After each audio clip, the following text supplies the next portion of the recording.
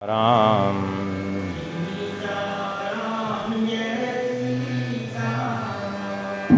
सीताराम जय सीताराम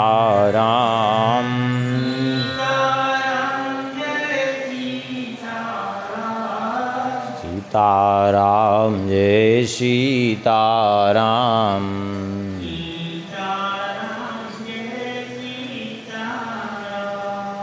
सीताराम जय सीताराम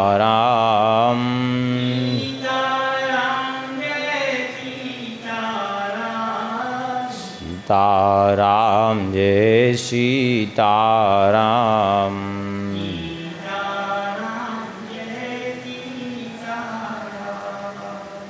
सीताराम जय सीताराम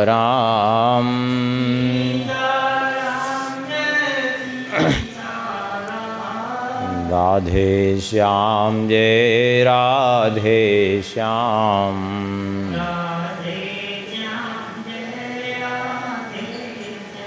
राधे श्याम जय राधे श्याम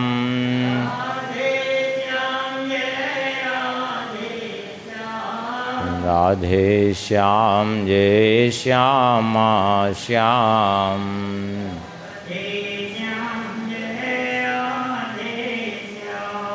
सीताराम जय सीताराम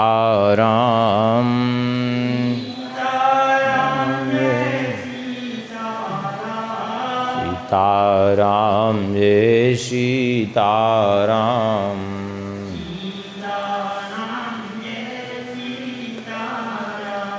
श्री सीतारामचंद्र भगवान की, श्री सिद्धि सदन बिहारी बिहारणी जू की, श्री कनक भुवन बिहारी बिहारणी जू की, श्री अयोध्या बिहारी बिहारणी जू की, श्री वृंदावन बिहारी बिहारणी जू की, श्री राधा श्याम सुंदर भगवान की, श्री हनुमान जी महाराज की, श्री सद्गुरुदेव भगवान की, सब संत भगवान की, सब भक्तन की, सब विप्रन की, गौ माता की, श्रीमद् भागवत भगवान की, श्री सुखदेव भगवान की, श्री व्यास भगवान की, श्री परीक्षित जी महाराज की, श्री सूत जी महाराज की, समस्त सौनकादि ऋषियों की, श्री गौरी शंकर भगवान की।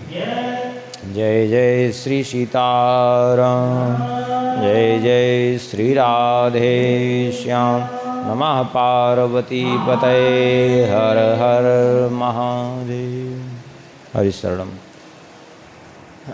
परम मंगलमय परात्पर अखिलेश्वर, अकारण करुणावरुणालय भक्तवांछा कल्पतरु, भगवान की महती कृपा करुणा से भगवान के ही सानिध्य में, उन्हीं के धाम में बैठ कर के भगवान के ही स्वरूप श्रीमद् भागवत जी के माध्यम से भगवान के दिव्य पवित्र चरित्रों का कथन श्रवण करने का परम सौभाग्य प्राप्त हो रहा है। कल तक के प्रसंग में चतुर्थ स्कंद तक की कथा हुई थी और श्रवण किए थे मनु जी के वंश में मनु जी की तीन पुत्रियां आकुति, देवहूति और प्रसूति, और 2 पुत्र उत्तानपाद और प्रियव्रत। तो 3 कन्याओं का वंश वर्णन हो गया और उत्तानपाद जी का भी वंश वर्णन हो गया था। अब शेष है प्रियव्रत जी का चरित्र। बहुत लोगों को संदेह होता है कि आखिर ये मनु जी का और उनके पुत्रों का वंश वर्णन, ये सब इसकी क्या ज़रूरत थी? अरे ज़रूरत थी। बिना इनके वंश के वर्णन के जो है कैसे पुराण पूरा होगा?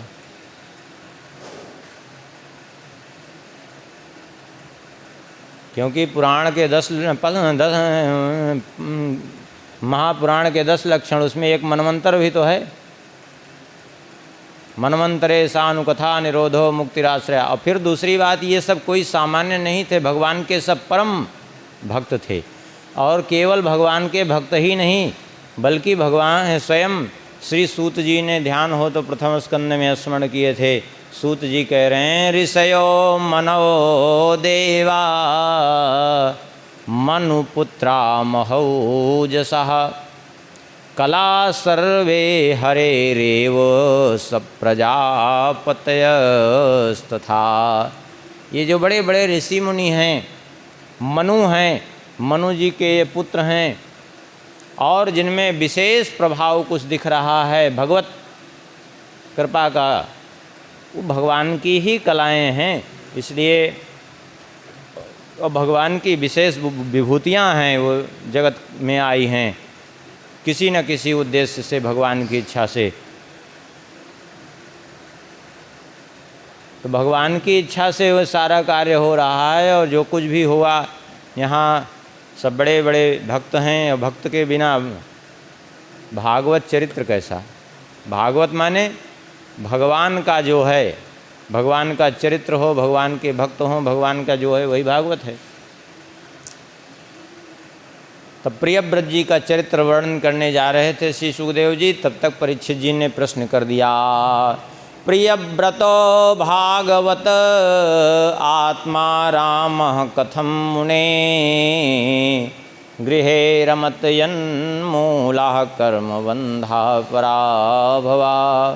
कहा भगवान प्रियव्रत जी तो महान भागवत थे, यहाँ तक कि आत्माराम थे, अर्थात अपने आत्मस्वरूप में ही रमण करने वाले, आनंदित रहने वाले। फिर ऐसे आत्माराम महापुरुष की, आप्तकाम महापुरुष की भला कैसे गृहस्थाश्रम में प्रवृत्ति हो सकती है, ये बात समझ में नहीं आई। क्योंकि गृहस्थाश्रम कैसा, बोले कर्म बंधा पराभव। श्री परीक्षित जी कहते हैं कर्म बंधन में सहज में बांधने वाला और अधःपतन की ओर ले जाने वाला है। उसका कारण यह है कि आसक्ति बहुत ज़्यादा हो जाती है गृहस्थाश्रम में रहने के कारण। तो ऐसी स्थिति में कैसे वो गृहस्थाश्रम में प्रवेश किए, ये बात समझ में नहीं आती। ऐसे मुक्त संग महापुरुष होकर के भी। तो भगवान श्री सुखदेव जी कहते हैं सत्य ही कह रहे हो तुम। सत्य तो यही है कि प्रियव्रत जी पहले गृहस्थाश्रम में प्रवेश करना ही नहीं चाहते थे। वे तो भगवान के बड़े भक्त थे और बचपन से ही भगवान के चरणों में उनका इतना प्रगाढ़ अनुराग था कि भगवान के अतिरिक्त उनको कुछ भी अच्छा नहीं लगता था। यहाँ तक कि मनु जी ने जब कहा तो उन्होंने विवाह के लिए भी मना ही कर दिया। परिणाम ये हुआ कि एक बार ये गए नारद जी के पास। मंदराचल की घाटी में नारद जी से बैठ करके उपदेश ग्रहण कर रहे थे। उसी समय आकाश मार्ग से श्री ब्रह्मा जी महाराज ऋषियों को लेकर के उपस्थित हुए। साथ में ब्रह्मा जी को देख करके श्री नारद जी भी उठ के खड़े हुए, प्रणाम किया चरणों में, और प्रियव्रत जी ने भी प्रणाम किया। तब श्री ब्रह्मा जी ने प्रियव्रत जी को समझाया कि देखो प्रियव्रत, मैं जो कुछ भी कह रहा हूँ अपनी ओर से कुछ नहीं कह रहा हूँ, मैं वही कह रहा हूँ जो भगवान कहना चाहते हैं तुमसे।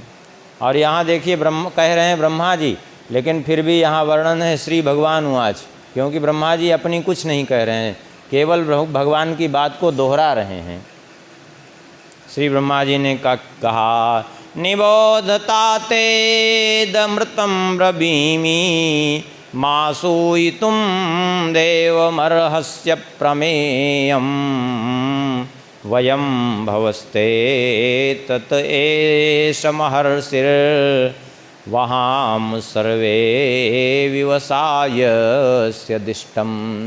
देखो प्रियव्रत, मैं तुमसे सत्य सिद्धांत की बात कह रहा हूँ।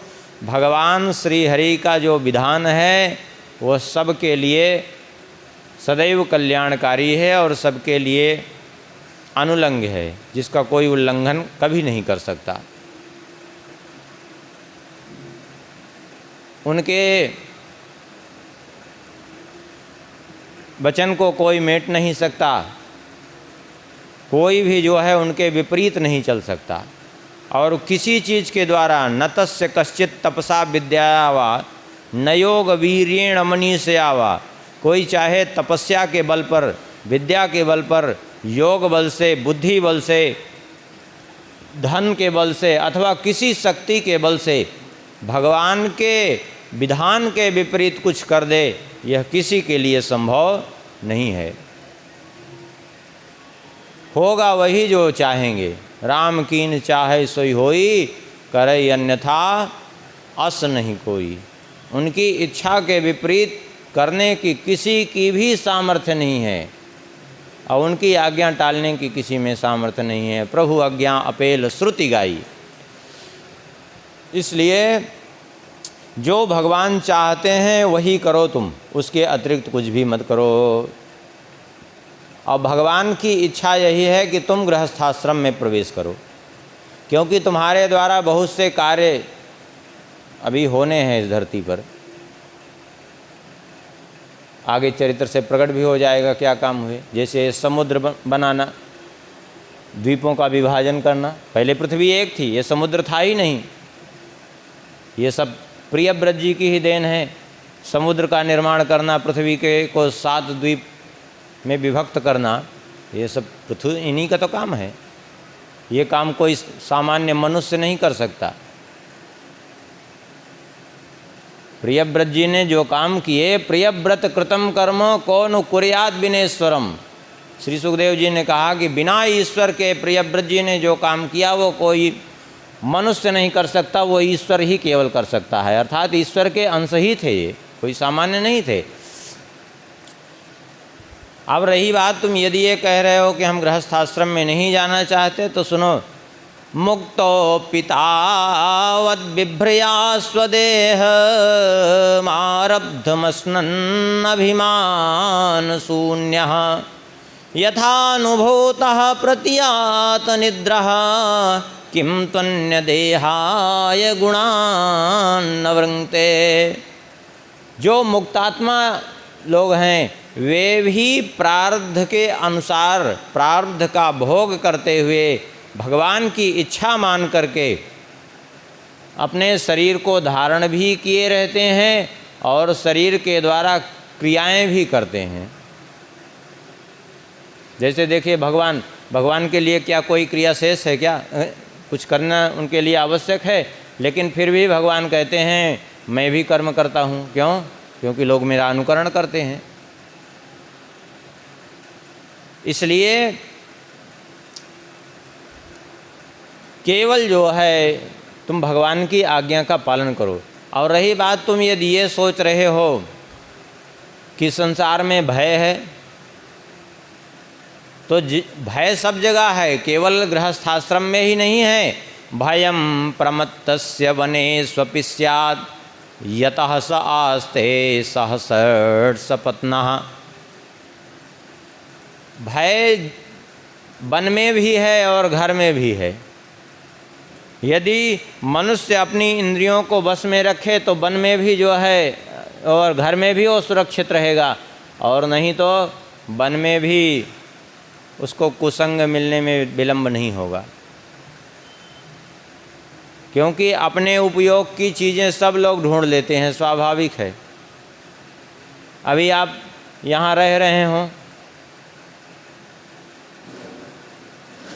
आपको जीवन बीत जाएगा पता नहीं चलेगा, और कोई अभी गंजेड़ी ट्रक का ड्राइवर आ जाए वो अयोध्या में, अभी ढूंढ लेगा कि गांजा कहाँ बिकता है वो।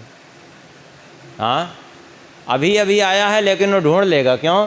क्योंकि वो उसकी सुगंध से ढूंढ लेगा वो, क्योंकि उस चित्त वृत्ति ही उसकी वहीं लगी है। सब अपनी उपयोग की चीज़ ढूंढ लेते हैं। तो जिनका विषयों से प्रेम है वो वन में भी अगर हैं तो वन में भी विषय उनको उपलब्ध हो जाते हैं, और जिनका विषयों से प्रेम नहीं है, जितेंद्रिय हैं, वे घर में भी रह करके जितेंद्रिय बने रह जाते हैं। देखिए उदाहरण, भीष्म जी का ही उदाहरण देखिए। कहाँ बैठते थे? राजभवन में, राजसभा में बैठते जहाँ नर्तकियों का नृत्य होता है। हाँ, और लेकिन वहाँ भी रह करके वो अखंड ब्रह्मचर्य व्रत का पालन किए, कोई प्रभाव नहीं चित्त में।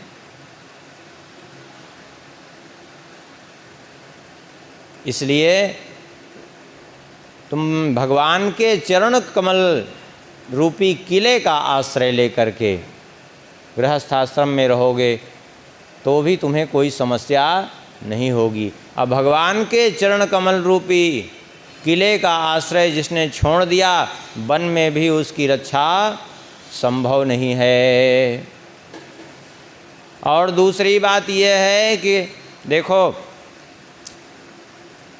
सामान्य मनुष्य के लिए भी उचित यही है कि घर में पहले रह कर के क्या करे, बोले काम क्रोधादि विकारों पर विजय प्राप्त करे। विवाह केवल काम की पूर्ति के लिए नहीं होता, विवाह इसलिए होता है कि वो काम पर विजय प्राप्त करने के लिए, कि पत्नी है फिर भी जो है उसके प्रति उदासीनता आप कहाँ तक बरत सकते हैं। घर में है, मान लिया काम भावना आई तो दोस्त तो नहीं लगेगा, पत्नी है अपनी है, विवाह हुआ है आपके साथ, लेकिन बाहर यदि काम के प्रभाव में आ गए तो फिर तो अनर्थ खड़ा हो जाएगा। घर में क्रोध आया, पत्नी है, बच्चे हैं, ज़्यादा करेंगे दो चार हाथ मार देंगे, गुस्सा आएगा तो क्रोध आएगा तो दो चार हाथ मार देंगे। अब बाहर कदाचित क्रोध आ गया तो हो सकता है कि गला ही काट लें। हाँ, इसलिए पहले घर में रह करके इन विकारों पर विजय प्राप्त करने की चेष्टा करनी चाहिए।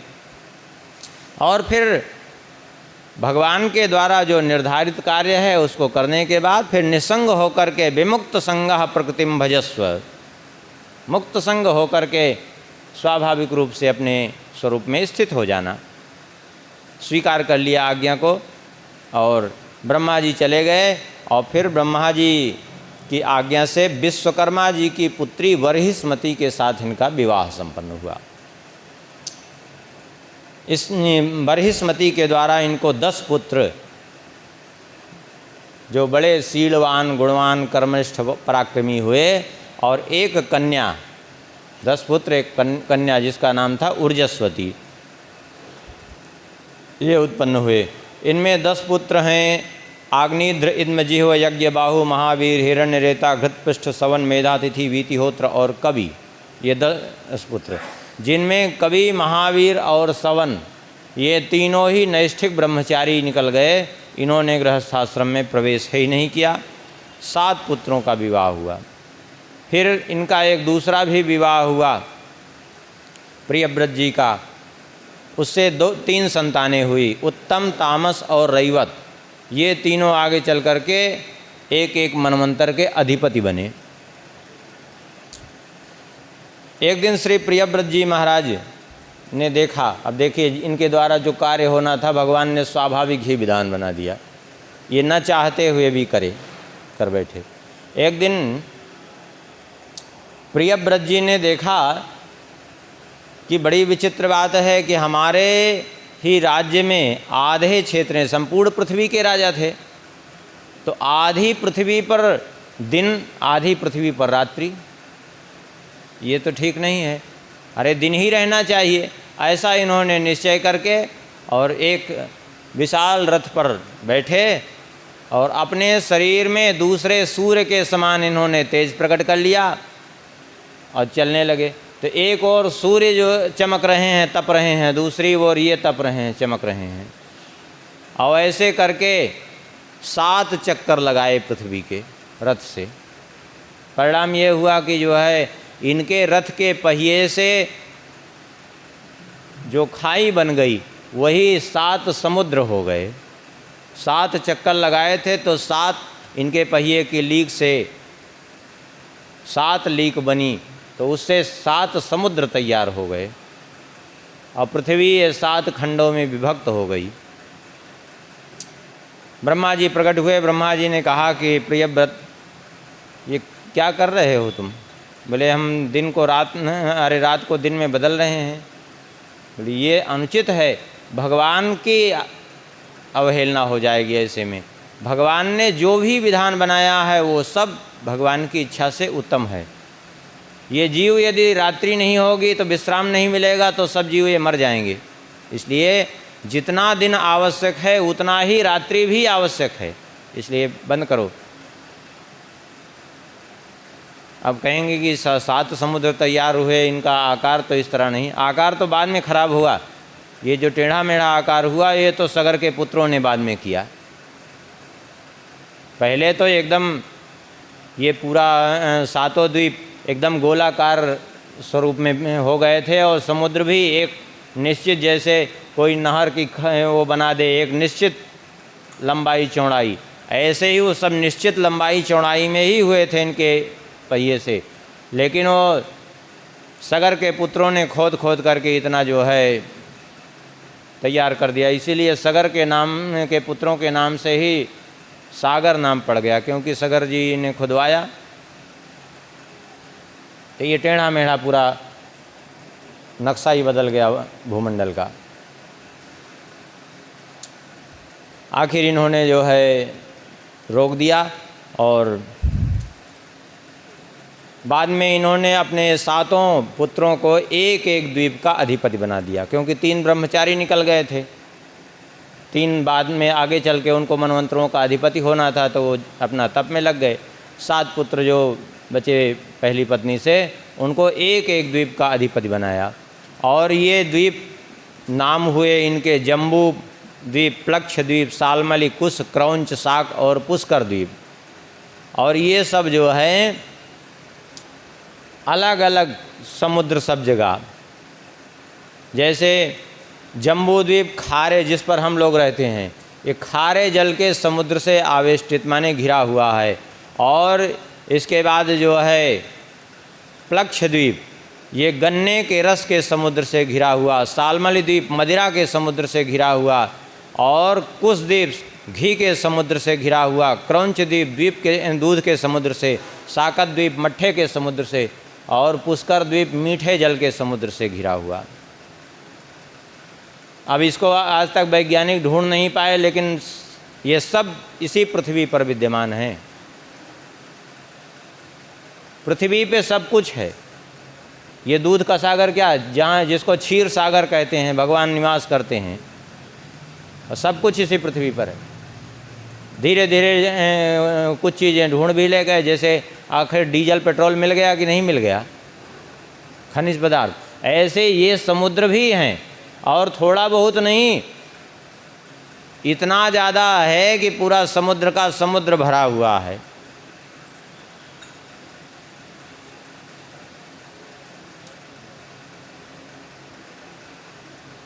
जो एक कन्या थी ऊर्जस्वती, उसका विवाह हुआ जो है शुक्राचार्य जी के साथ में।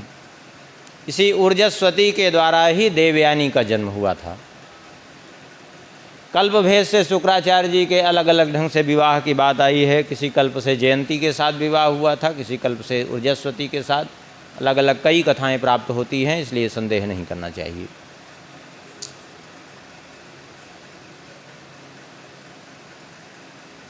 एक दिन इनको बड़ा पश्चाताप हुआ। 11 अर्बुद वर्षों तक राज्य किया। 10 करोड़ वर्ष का 1 अर्बुद होता है। 11 अर्बुद वर्ष तक माने तात्पर्य यह है कि 1 अरब 10 करोड़ वर्षों तक इन्होंने राज्य किया। और ऐसा राज्य किया कि 43,20,000 वर्ष की एक चतुर्युगी होती है, लेकिन 250 से अधिक चतुर्युगी तक इन्होंने राज्य किया। लेकिन न कलयुग का प्रभाव पड़ा, न द्वापर का प्रभाव पड़ा। सतयुग जैसी स्थिति हमेशा बनी रही, क्योंकि राजा का प्रभाव ही जो है समय के प्रभाव में महत्व रहता है। राजा जैसा होता है वैसा ही समय जो है वर्तता है। माने 1000 चतुर्युगी का 1/4 हिस्से से ज़्यादा तो इन्होंने ही राज्य किया, अकेले ही संपूर्ण पृथ्वी पर। और ना उस समय कोई राक्षस होने पाए, न तो जो है कोई अत्याचार हुआ, न तो किसी युग का प्रभाव पड़ा। एक जैसी सतयुग जैसी स्थिति बनी रही। उसके बाद एक दिन इनको बड़ा पश्चाताप होने लगा। हाय हाय, मैं कहाँ से गृहस्थाश्रम में फंस गया, और केवल विषयों का सेवन किया मैंने, स्त्री का खिलौना बन करके रह गया, मुझे धिक्कार है। और अंत में इन्होंने निश्चय कर लिया कि अब हमें रहना ही नहीं है, और तुरंत वन को प्रस्थान किया, जा करके वन में तप करके भगवान को प्राप्त कर लिया। अब जब ये चले गए तो इनके जो पुत्रों में आग्निध्र जी, जिसको जम्बू द्वीप का राजा बनाया था, जिस क्षेत्र पे हम लोग हैं, इस जम्बू द्वीप पे बाद में 10 वर्ष बट गए, उनमें 10 में एक भारतवर्ष है। पहले नाम था अजनाभ वर्ष, बाद में भारतवर्ष पड़ा है। तो माने जम्बू द्वीप का एक हिस्सा मात्र है भारतवर्ष। तो इस जम्बू द्वीप के राजा बने आग्निध्र जी। आग्निध्र जी सत्पुत्र की प्राप्ति हेतु जाकर मंदराचलमी की घाटी में तप करने लगे। ब्रह्मा जी ने पूर्व चित्ती नाम की अप्सरा को भेजा, तो पूर्व चित्ती के साथ इनका विवाह हुआ। ये पूर्व चित्ती ब्रह्मलोक की थी, ये स्वर्गलोक की नहीं थी। पूर्व चित्ती के साथ विवाह हुआ और 9 पुत्र हुए। इन 9 पुत्रों में जो है सबके नाम हैं नाभि, किमपुरुष, हरिवर्ष, इलाव्रत, रम्यक, हिरण्यमय, कुरु, भद्रास्व, केतुमाल, ये 9 पुत्र हुए। और इन सब का 9 भाइयों का मेरु की 9 पुत्रियां, जो मेरु देवी, प्रतिरूपा, उग्रदष्टि, लता, रम्या, श्यामा, नारी, भद्रा, देववीति, इन 9 कन्याओं के साथ विवाह हुआ। देखिए एक बात और भी समझने की है। विवाह करते समय, अभी विवाह की बात आई गई, तो ये अभी ये नकल नहीं करनी चाहिए कि उन्होंने 9 कन्याओं का विवाह 9 भाइयों के साथ किया तो हम भी करें ऐसा। 2 सहोदर भाइयों का विवाह 2 सहोदर बहनों के साथ वर्जित है, शास्त्र निषिद्ध है। और यदि ऐसा होता है तो कहीं ना कहीं अनर्थ खड़ा होता है, निश्चित रूप से, इसमें कोई संदेह नहीं है। सहोदर का मतलब क्या है? सहोदर का मतलब, जैसे उदाहरण के लिए श्री राम जी लक्ष्मण जी सगे भाई थे, लेकिन शत्रुघ्न जी और लक्ष्मण जी सहोदर भाई थे, क्योंकि एक ही उदर में निवास किए सुमित्रा जी के। देखिए इसीलिए मांडवी जी और श्रुति कीर्ति जी कुशध्वज जी की पुत्री थी, तो लक्ष्मण जी के साथ इसलिए उर्मिला जी का विवाह हुआ, क्योंकि लक्ष्मण जी और शत्रुघ्न जी दोनों भाई भाई थे, तो दोनों बहनों के साथ विवाह संभव नहीं था, वो अनुचित होता। इसलिए वहाँ जो है एक कैकेयी जी के पुत्र हैं, एक सुमित्रा जी के पुत्र हैं, तो इसलिए कुशध्वज जी की दोनों पुत्रियों का विवाह इनके साथ हुआ, क्योंकि दोनों अलग अलग माताओं से जन्म लिए हैं। एक ही माता के गर्भ से 2 उत्पन्न पुत्रों का विवाह 2 उत्पन्न कन्याओं के साथ यदि हुआ तो कहीं ना कहीं वो अनिष्ट होता है। कई ऐसे प्रमाण आपको प्रत्यक्ष में मिलेंगे, कई ऐसे प्रमाण खूब मिलेंगे, अभी भी मिलेंगे। कईयों को तो स्वयं देखा भी है, अपने प्रत्यक्ष में स्वयं भी देखा है कि उनके सामने ऐसी स्थितियां उत्पन्न हुई कि जीवन बेकार हो गया।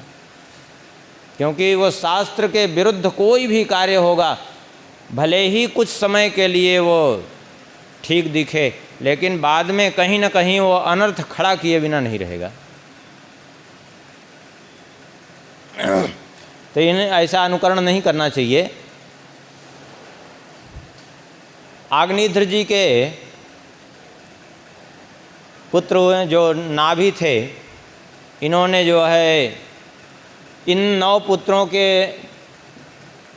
लिए इन्होंने अपने जम्बू द्वीप को आग्निध्र जी ने 10 भागों में विभाजित किया। 10 भागों में एक भाग तो केवल पर्वतीय क्षेत्र आया जो सुमेरु का क्षेत्र है, और 9 भाग इन्होंने जो किए वो 9 पुत्रों में बंटवारा कर दिए। और इन सब के नाम से ही इन वर्षों का नाम तैयार हुआ। जैसे नाभि जिस क्षेत्र के राजा हुए उसका नाम हुआ अजनाभ वर्ष, ये अजनाभ वर्ष का ही नाम बाद में भारतवर्ष पड़ गया, पहले इसका नाम अजनाभ वर्ष था। और ऐसे ही किमपुरुष वर्ष, हरिवर्ष, इलाव्रत वर्ष, रम्यक वर्ष, हिरण्यमय वर्ष, कुरुवर्ष, भद्रास्व वर्ष, केतुमाल वर्ष, ये सब हुए। और एक क्षेत्र निकल गया अलग से, वो सुमेरु का क्षेत्र वहाँ कोई निवास नहीं कर सकता, क्योंकि पर्वत ही पर्वत हैं, वहाँ रहने का न किसी के लिए संभव नहीं है।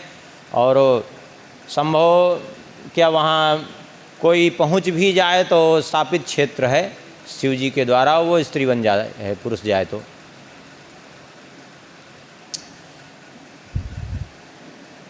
जो इस क्षेत्र के राजा हुए अजनाभ वर्ष के राजा नाभि, ये राजा नाभि जो है इनके कोई संतान नहीं थी, तो यज्ञ कर रहे थे।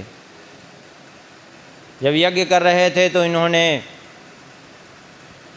यज्ञ किया पुत्र प्राप्ति के लिए, और उसमें इन्होंने ब्राह्मणों की बड़ी सेवा की। और ब्राह्मणों की सेवा देख करके भगवान प्रसन्न हो गए इनके ऊपर, और प्रसन्न होकर के भगवान इनके सामने प्रकट हो गए। जैसे ही इन्होंने भगवान को देखा, देखिए भगवान के दर्शन करने की एक स्थिति जब तक उत्पन्न नहीं होती तब तक जीव उनके दर्शन को बर्दाश्त नहीं कर पाता है। या तो फिर वो ऐसी स्थिति हो जाएगी कि मूर्छित हो जाएगा, या तो शरीर ही छूट जाएगा, जब तक वही स्थिति न हो। तो इन्होंने जैसे ही भगवान का दर्शन किया, ये तो भगवान का वो स्वरूप तेज सहन न कर पाने के कारण मूर्छित हो गए। ब्राह्मण थे, उनसे भी भगवान ने कहा कि आपके यजमान तो मूर्छित हो गए, अब आप लोग बताइए क्या चाहते हैं आप लोग, जो इच्छा हो वरदान मांग लीजिए। तो ब्राह्मणों ने कहा कि अब आप हमें वरदान देना चाहते हैं तो यही वरदान दे दीजिए कि कभी भी किसी भी अवस्था में कोई आपका नाम ले, चाहे जो भी नाम आपका ले, जिस प्रकार का भी नाम हो, जो भी आपके नाम का उच्चारण करे आप उसका कल्याण करें, उसको पाप से मुक्त करें। भगवान ने कहा ठीक है तथास्तु। अपने लिए कुछ नहीं मांगा, सारी दुनिया के लिए मांग लिया उन्होंने। कहा अब ये बताइए कि आपके यजमान को क्या चाहिए। अब वो ब्राह्मण तो इतना प्रसन्न थे उनकी सेवा से कि उन्होंने कहा कि क्या बताएं प्रभु, हमें संकोच तो हो रहा है, लेकिन अब आप पूछ रहे हैं तो बताना तो है ही है। ये आप ही के जैसे पुत्र चाहते हैं। सुन करके भगवान को हंसी आई। भगवान ने कहा कि ये हमारे जैसे तो नहीं चाहते थे, ये तो सामान्य पुत्र ही चाहते थे, लेकिन अब आप लोगों ने कह दिया, आपकी वाणी हम झूठी नहीं कर सकते क्योंकि ब्राह्मण हमारे मुख हैं। लेकिन एक समस्या ये है कि हमारे समान दूसरा कोई है नहीं, इसलिए अब एक ही उपाय है हमारे पास, दूसरा नहीं है, तो हम ही एक अंश से अपने पुत्र बन करके प्रकट होंगे, इनके पुत्र के रूप में अंशावतार लेंगे और हमारा नाम ऋषभ होगा। ठीक है। भगवान तो अंतर्ध्यान हो गए। कुछ समय बाद जब इनको चेत हुआ तो भगवान की वही झांकी बार बार स्मरण में आती, लेकिन वो पूरी तरह से भगवान का दर्शन कर नहीं पाए थे। बड़ा पश्चाताप भी हो रहा था, क्या बताएं हम मूर्छित हो गए, दर्शन भी नहीं कर पाए ठीक से, क्योंकि वो तेज ही इतना दिव्य तेज दिखाई पड़ा इनको कि उस तेज में ये मूर्छित हो गए। बाद में इनको पुत्र हुआ, नामकरण संस्कार की बात आई तो ब्राह्मणों ने नामकरण वही दिया रखा, ऋषभदेव जी। समस्त गुणों में वैसे भी श्रेष्ठ थे, इसलिए नाम पड़ गया ऋषभदेव जी। ऋषभदेव जी को राज्य दे करके आग्नेध्र जी वन में पधारे और जा कर के वहाँ तप करके इन्होंने भगवान तप ने कुछ समय किया। लेकिन विचित्र बात ये हुई कि इनको भगवान के परम धाम की प्राप्ति नहीं हुई, बल्कि पितरलोक की प्राप्ति हुई। यहाँ सिद्ध कहना क्या चाहते हैं भगवान श्री सुखदेव जी, देखिए एक बात समझ लीजिए, जो श्री कागभूषुंडी जी कह रहे हैं कि वारिम थे घृत होई वरु सिकताते वरुतेल, बिनु हरि भजन भौतरी यह सिद्धांत अपेल। आग्नेध्र जी को, राजा नाभि को नहीं, आग्नेध्र जी की बात हो रही है। आग्नेध्र जी को भगवत धाम की प्राप्ति नहीं, पितृलोक की प्राप्ति हुई। बिना भगवान का भजन किए कोई भी हो, भगवान के धाम की प्राप्ति नहीं होती उसको।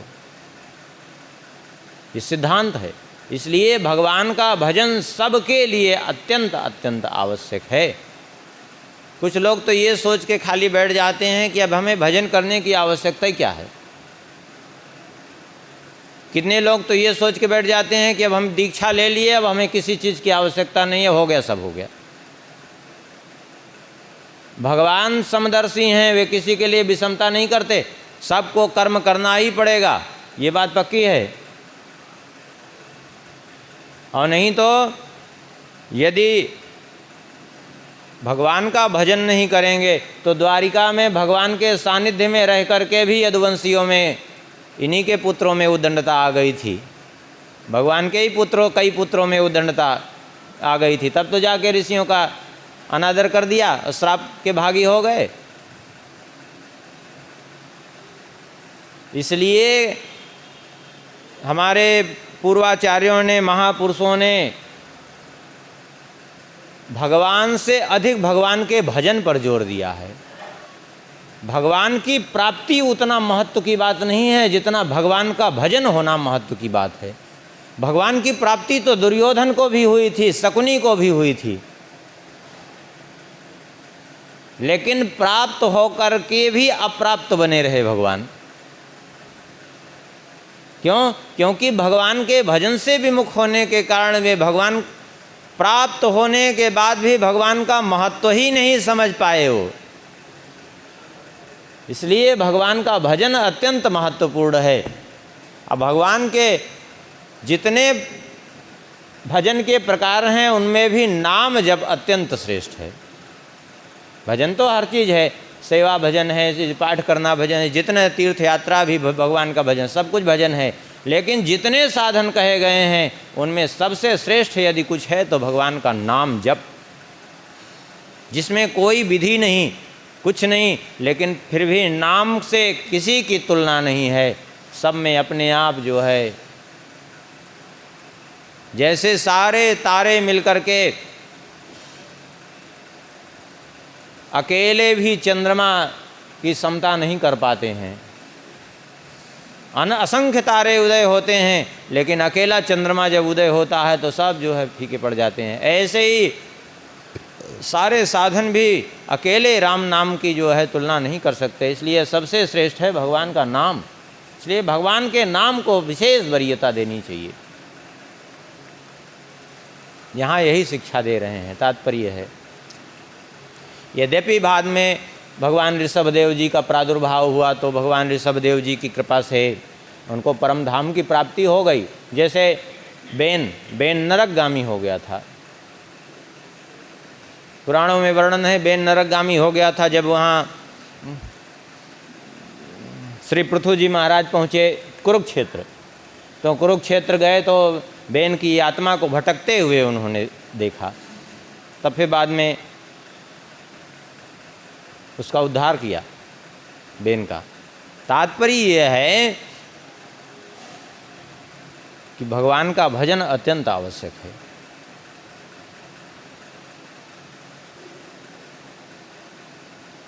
एक दिन इनके प्रभाव को देख करके देवराज इंद्र को, भगवान ऋषभदेव जी के प्रभाव को देख देवराज इंद्र को ईर्ष्या हो गई, और ईर्ष्या हो गई तो उन्होंने जल वृष्टि बंद कर दिया। श्री ऋषभदेव जी देवराज इंद्र की इस मूर्खता को देख करके हंसे और अपने योग बल से खूब वर्षा की, और चारों ओर हरियाली छा गई, खेत हरे भरे हो गए। अब देवराज इंद्र लज्जित हो गए, आए भाग करके भगवान के चरणों में क्षमा मांगने। बोले हमसे बड़ा अपराध हो गया, हमें क्षमा कर दीजिए, हम आपके प्रभाव को भूल गए थे। भगवान ने क्षमा कर दिया। देवराज इंद्र ने कहा कि हमारी एक प्रार्थना आप स्वीकार कर लें तो हमें विश्वास हो जाएगा कि आपने क्षमा कर दिया। यहाँ का ताला खोल दीजिए तो लोगों का आने जाने हो जाएगा, तो हमें विश्वास हो जाएगा कि आप क्षमा कर दीजिए। यहाँ ताला खोल दीजिए, विश्वास हो जाएगा आपने क्षमा कर दिया। बोले क्या प्रार्थना है? बोले हमारी एक पुत्री है, उसका पाणी ग्रहण कर लीजिए। तो देवराज इंद्र की पुत्री जयंती के साथ विवाह हुआ इनका। किसी कल्प से जयंती का विवाह शुक्राचार्य जी के साथ भी बताया गया है। दोनों ही अलग अलग कल्प की कथाएं हैं, इसमें भी संदेह नहीं करना चाहिए। तो जयंती के द्वारा इनको 100 पुत्रों की प्राप्ति हुई। श्री ऋषभदेव जी को एक दिन इन्होंने अपने पुत्रों को बुलाया और सबको बैठा करके शिक्षा देने लगे। जानते हो ये मनुष्य जीवन का उद्देश्य क्या है? बोले क्या है पिताजी? बोले मनुष्य जीवन का एकमात्र उद्देश्य है भगवान का भजन करना, भगवान की प्राप्ति करना।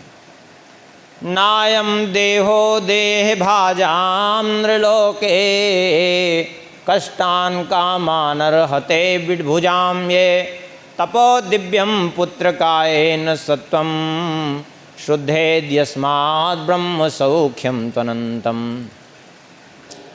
कहते हैं ये मनुष्य शरीर केवल जो है विषय भोग के लिए नहीं मिला। ये विषय भोग तो कष्टान कामान अर्हते विड्भुजाम, ये विष्ठा भोजी कुकर सूकर उनको भी ये विषय भोग प्राप्त हैं। फिर किस लिए मिला है? बोले तपो दिव्यम पुत्र कायेन सत्वम, ये दिव्य तप के लिए मिला है। अब दिव्य तप क्या है? तप कहते हैं कायक क्लेशो ही तपः, शरीर को कष्ट दे करके साधन करना, इसको तप कहते हैं। तो फिर दिव्य तप क्या है? बोले दिव्य तप कहते हैं शरीर को खूब कष्ट दे करके साधन तो किया, लेकिन प्राप्ति क्या हुई? बोले संसार की प्राप्ति हुई, ये है तप। जैसे रावण आदि ने तपस्या तो की, लेकिन मांगा क्या? अपने लिए, अपनी शक्ति की वृद्धि हो जाए, हम काहू के मर ही न मारे, ये सब वरदान मांगा, ये है तप। और दिव्य तप क्या है? बोले दिव्य तप कहते हैं शुद्धेद यस्मात् ब्रह्म सौख्यम त्वनंतम, जिससे जीव पवित्र होकर के ब्रह्म सुख अर्थात भगवान को प्राप्त कर सके, उस परमानंद का भागी हो सके, अनंत सुख को प्राप्त कर सके, जिस भगवान के धाम को प्राप्त कर सके, जहाँ जाने के बाद फिर संसार में आना न पड़े, इसको दिव्य तप कहते हैं। भगवान ऋषभदेव जी कहते हैं देखो 2 द्वार हैं, जीव अपनी इच्छा से किसी भी द्वार में प्रवेश कर सकता है, ये भगवान के द्वारा उसको स्वतंत्रता दी गई है। ये 2 द्वार कौन हैं? बोले एक है मुक्ति का द्वार और दूसरा है नरक का द्वार। मुक्ति का द्वार क्या है? बोले महत्सेवाम द्वार माहुर्विमुक्ते स्तमो द्वारम योषिताम संगी संगम। महत्पुरुषों का समादर, उनकी सेवा, महत्पुरुषों की सेवा, महत सेवा, ये क्या है? बोले ये मुक्ति का द्वार। और नरक का द्वार क्या है? बोले तमो द्वारम योषिताम संगी संगम। नरक का द्वार है स्त्री लंपट पुरुष का संग। हाँ, क्यों? स्त्री लंपट पुरुष का संग करेंगे तो वो दिन भर वही विषयों की चर्चा करेगा, आपका भी दिमाग खराब कर देगा, अपना खराब करेगा ही। इसलिए लंपट पुरुष का संग दूर से परित्याग कर देना चाहिए, क्योंकि स्त्री संग से इतना ज़्यादा हानि नहीं जितना लंपट पुरुष के संग से हानि है। इस बात को सबने स्वीकार किया है। भक्तमाल की टीका में श्री प्रियादास जी ने तो अंत में प्रार्थना ही की भगवान से, ब्रज जन प्राण कान बात यह कान करो, भक्ति सो विमुखता को मुख ना दिखाइए। भक्त सो विमुखता को मुख ना दिखाइए। सूरदास जी भी कहते हैं छाड़ी मन हरि विमुखन को संग। भगवान से जो विमुख हैं उनका संग दूर से परित्याग करो। जिनके संग को बुद्धि उपजत है, परत भजन में भंग। छाड़ी मन हरि विमुखन को संग। आप कहेंगे उनको हम विमुखों का संग करके ठीक करेंगे? अरे बोले ठीक नहीं कर पाओगे उनको। क्यों? इसलिए कहा होत पे पान कराए, विष नहीं तजत भुजंग। दूध पिलाया जाए क्या यदि विषधर सर्प को, तो सर्प विष का परित्याग कर देगा क्या? नहीं। पयः पानम भुजंगानाम केवलम विषवर्धनम। कहा होत पय पान कराए, विष नहीं तजत भुजंग। कागही कहा कपूर चुगाए, स्वान नवाए गंग। कौवे को कपूर खिलाइए, कुत्ते को गंगा जी स्नान कराइए, तो क्या उसका स्वभाव बदल जाएगा क्या? गोस्वामी जी भी यही कहते हैं। बाजस पली हहीं अति अनुरागा, हो ही निरामिस कबहू की कागा। चाहे जितना बढ़िया जो है कौवे को पालिए, अब बढ़िया से बढ़िया उसके सामने रबड़ी मलाई रख दीजिए, लेकिन मांस का टुकड़ा देखते ही उधर ही टूट पड़ेगा। हाँ, बिल्ली को बढ़िया रोज़ दूध पिलाइए, खूब रबड़ी मलाई खिलाइए, लेकिन अब उसके सामने रबड़ी मलाई रखी रहे, दूध रखी रहे, और चूहा देखते ही वो सब भूल के कूद पड़ेगी चूहा के ऊपर। हाँ। खर को कहा अर्घ जालेपन, मरकट भूषण अंग। हाँ, बढ़िया खूब चंदन का लेपन कर दीजिए गधे को। अब बंदर को आभूषण पहना दीजिए तो क्या करेगा वो बंदर? हाँ, तोड़ तोड़ के तुरंत आभूषण की दशा बिगाड़ेगा। गज को कहा नवाए, सरिता बहुरी धरे खही अंग। पाहन पतित बांस नहीं बेधत, रीतो करत निसंग। पत्थर पर चाहे जितना बाण चलाइए, आपका तरकस खाली हो जाएगा, लेकिन पत्थर जो है उसमें छेद होने वाला नहीं है। सूरदास खल काली कामर, चढ़े न दूजो रंग। सूरदास खल कारी कामर, चढ़े न दूजो रंग। इसलिए बहुत विमुखों का संग करके, ये सोच करके कि इनको हम सुधारेंगे, कहीं ऐसा न हो कि कहीं बनी बनाए बिगड़ न जाए बिगड़ों के साथ बनाने में, और बनी बनाई भी न चौपट हो जाए। इसलिए सावधानी अत्यंत आवश्यक है। कहते हैं इसलिए जो है ऐसे लोगों का संग ही परित्याग कर दो। कहते हैं ये तो बात ठीक कही आपने, लेकिन अब ये तो पता चले कि आप कह रहे हैं मुक्ति का द्वार, तो मुक्ति का द्वार सभी चाहते हैं, तो महत् पुरुषों की सेवा, तो महत् पुरुष किसको कहते हैं, कैसे समझा जाए? तो बहुत बढ़िया बात कह रहे हैं। महांतस्ते समचित्ता प्रशांता विमन्यवा सुहृदा साधवः। महंत कौन है?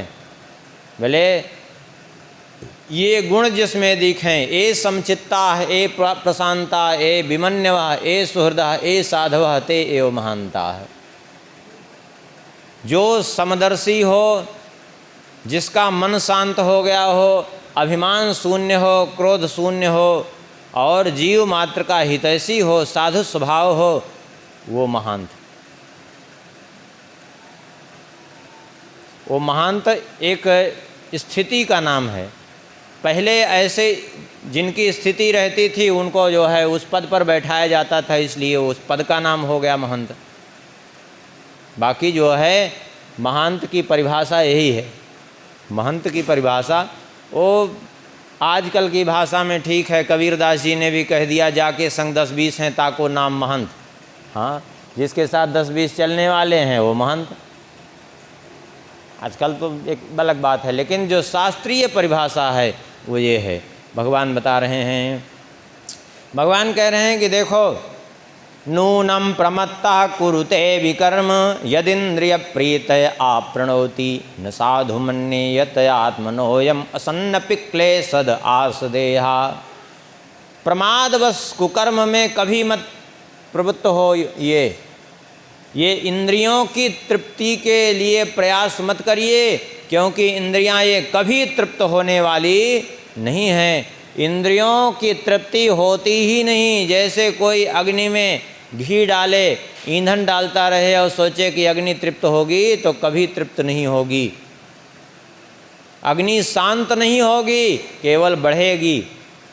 ईंधन मिलता रहेगा और घी मिलते रहेगी।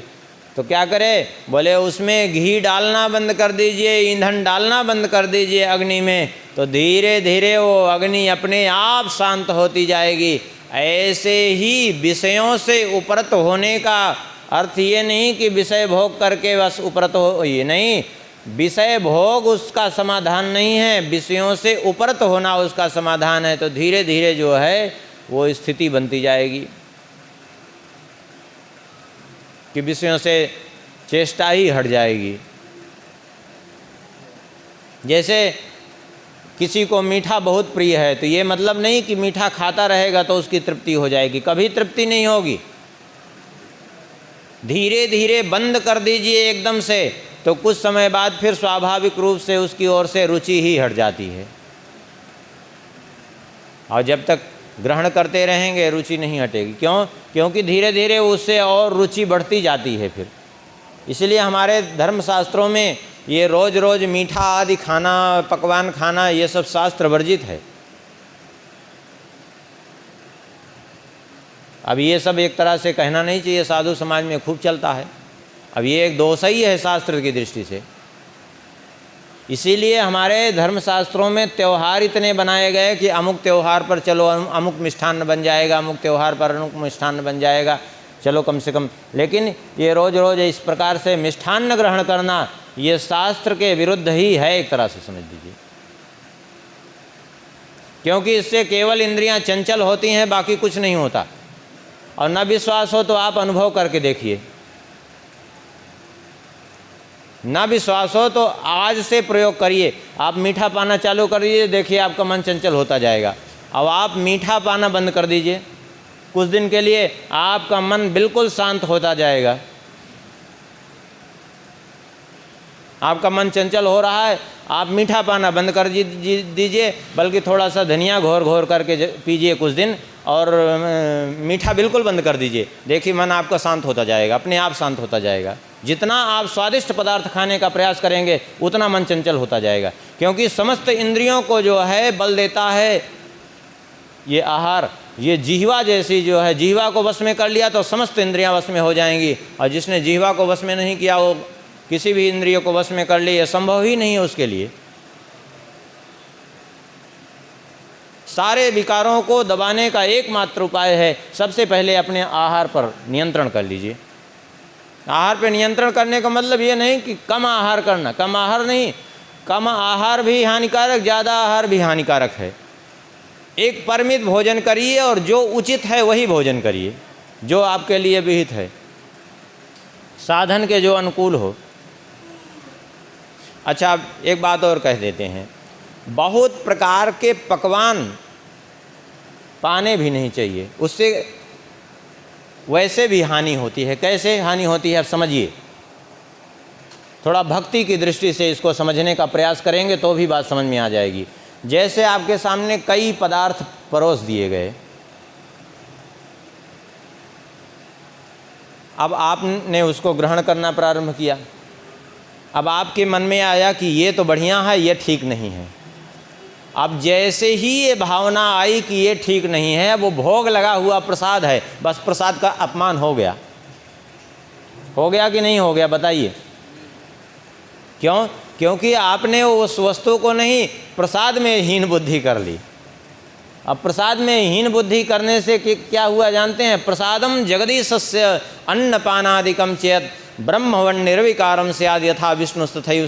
भगवान का प्रसाद निर्विकार होता है, पूर्ण रूप से जो है भगवान के समान ही होता है। लेकिन इसका अर्थ ये भी मत लगा लीजिए कि अब कह दिया भोग लगा लेना। आजकल एक बड़ी विडम्बना है, लोग कहते हैं बस एक काम करो, अब भक्ति करो। बोले क्या करें? बोले भक्ति ये है कि रसगुल्ला खाने की इच्छा हो तो भोग लगा के खाओ, जलेबी खाने की इच्छा हो भोग लगा के खाओ, ये खाने की, ये सब बेमतलब की बात है। हम आपसे पूछते हैं, स्वामी श्री हरिदास जी महाराज जिन्होंने श्री बिहारी जी को प्रकट किया, 56 भोग रोज लगाते थे बिहारी जी को 12 महीना, लेकिन क्या पाते थे? बोले 56 भोग लगाए मोर मरकट तिमि पोसें। 56 भोग लगा के मोर, बंदर और मछलियों को डाल देते थे, एक कण नहीं लेते थे उसमें से, और अपने लिए वो चना ले आते, उसी चने को पा करके रह जाते। एक दिन बिहारी जी ने कहा कि हमको तुम 56 भोग लगाते हो, स्वयं नहीं पाते हो, ये ठीक नहीं है, पा लिया करो। तो बोले 56 भोग आप समर्थ हैं, हम जीव हैं, आप भगवान हैं। हम 5 भौतिक देह में स्थित हैं, इसलिए हमारे लिए उचित नहीं है। हमारे लिए जो उचित है, जो शास्त्र कह रहा है वही उचित है, तो हम वही ग्रहण करते हैं।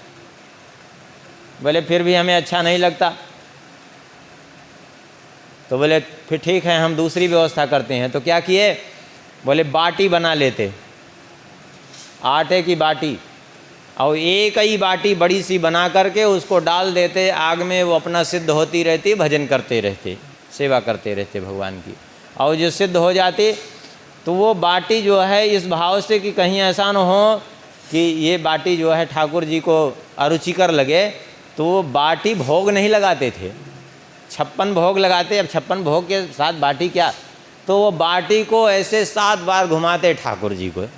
बोले जो भी ठाकुर जी के ऊपर नज़र गुजर लगी हो वो सब बाटी में चली आवे और हम सबको खा लें इनकी नज़र उतर जाए। और वो बाटी ऐसे घुमा करके भगवान को, और वही बाटी पा लेते।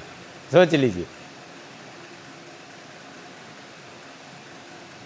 ऐसे साधना की है, ऐसे नहीं कि वो खूब हलवा पूड़ी रोज खाओ, कह दो कि जो है। हाँ, श्री भर्तृहरि जी महाराज का एक श्लोक है, विश्वामित्र पराशर प्रभृतयो वाताम्ब पर्णासनस्तेऽपि स्त्रीमुख पंकजं सुललितं दृष्ट्वैव मोहं गता साल्यान्नं सघृतं पयोदधियुतं भुञ्जन्ति ये मानवा तेषामिन्द्रिय निग्रहो यदि भवेत् विंध्यस्तरे सागरम। कहते हैं विश्वामित्र पराशर आदि महर्षि जो कैसे रहते थे? बोले वाताम्ब पर्णासन, वायु पी करके, पत्ते चबा करके, जल पी करके रहते थे। और वे भी तेपि स्त्री मुख पंकजम सुललितम दृष्टैव मोहम गता, वे भी स्त्री का मुख देख करके मोहग्रस्त हो गए। तो साल्यान्नम सघृतम पयोदधियुतम भुंजन्ति ये मानवा, जो बढ़िया बढ़िया पकवान खा रहे हैं उनका तो कहना ही क्या है। वे यदि इंद्रियों पर निग्रह कर लें तो समझ लो विंध्याचल को समुद्र में तैरा दिया, विंध्यस्तरे सागरम। हाँ,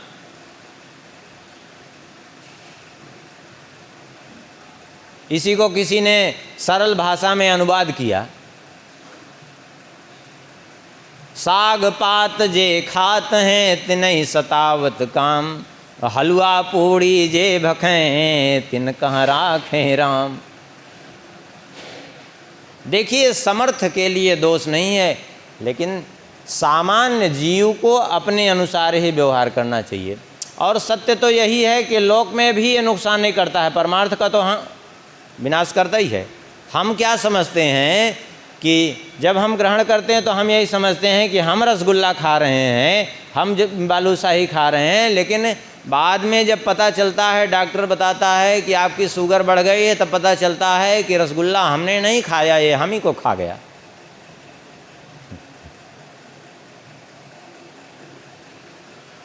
जैसे हम लोग कहते हैं हम समय काट रहे हैं, अरे समय हम नहीं काट रहे हैं, समय तो ज्यों का त्यों है। समय हमें काट रहा है, दिन प्रतिदिन हमारी अवस्था ढल रही है, हम समय को कैसे काट सकते हैं? समय हमें काट रहा है। इसलिए भगवान कहते हैं सावधानी की अत्यंत आवश्यकता है। भगवान कहते हैं महत्पुरुषों की सेवा करे, मेरा भजन करे, और मत कर्म भीर मत कथयाच नित्यम मद्देव संगात गुण कीर्तनान में। निर्वैर साम्योपस्मेन पुत्रा जिहासया देह गेहात्म बुद्धे। मेरी नित्य कथा सुने, मत कर्मभिर मत कथया च नित्यम, मेरे लिए नित्य कर्म करे,